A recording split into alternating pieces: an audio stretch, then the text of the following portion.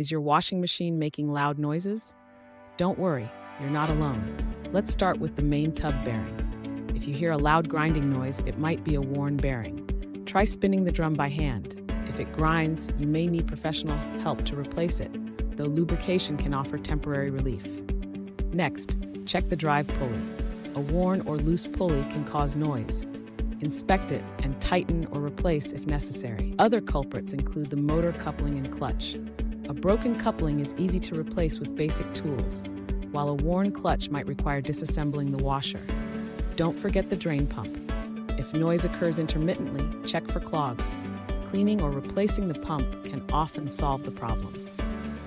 Now, let's address some FAQs. Bad bearings usually produce grinding or rumbling noises, and using the washer in this state isn't safe. Loud vibrations might result from unbalanced loads or worn suspension parts, so ensure even distribution and inspect these components.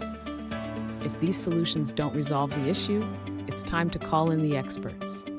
At One Click Appliance Repair, we're here to help with expert service and quick solutions to your appliance problems. Thank you for watching. Remember, with a little troubleshooting, you can bring tranquility back to your laundry routine.